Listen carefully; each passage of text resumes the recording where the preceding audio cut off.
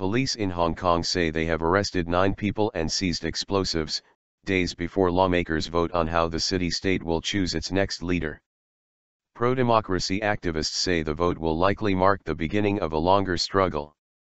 Hong Kong media report that police Monday said the arrests were made during overnight raids, after finding what they believed to be chemicals that could be used to make explosives. The South China Morning Post said that the 9 arrested were between the ages of 21 and 34 and part of a radical pro-democracy group near Hong Kong's border with the mainland. Police said last week they were stepping up monitoring of online activity to prevent any violence ahead of the vote.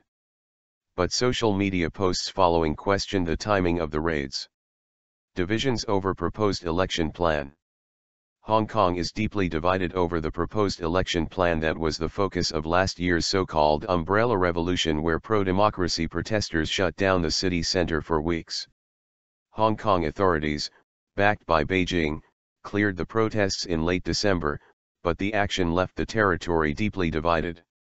In recent days, one pro-democracy lawmaker claimed he was offered more than $12 million, 100 million Hong Kong dollars, to vote for the government's reform plan. Joseph Chung of the City University of Hong Kong says people in Hong Kong will be watching developments closely over the next few days.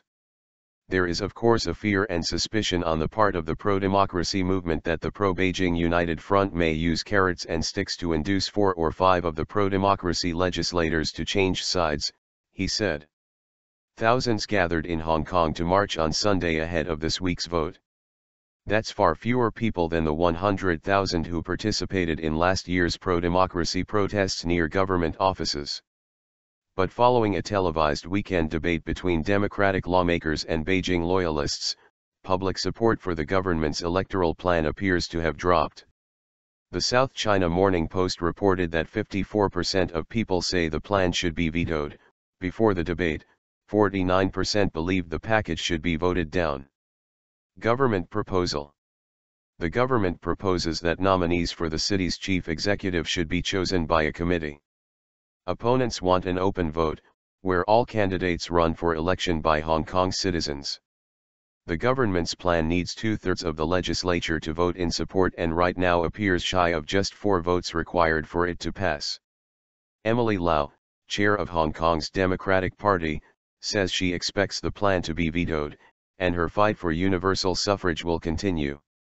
We are back to square one, but that's the way it is. It's very tragic, she said. We've been fighting for several decades, but still Beijing will not allow Hong Kong to have genuine elections, so that's why it will be voted down, and will continue to struggle. After all, we've been fighting for so many years, and there's no reason to stop. Growing income gap. Whether the plan is passed or vetoed, chief among some protesters' concerns is Hong Kong's growing gap between rich and poor. A protester, Tang Mei-ching, says the government, as it stands now, represents the interests of tycoons and not the people. The poverty problem, it can show that the tycoons are always thinking with the government officials, that all the policies from the government are for the rich, but nothing to benefit the mass, said Tang Mei-ching. A vote on the reform plan is expected before the end of this week.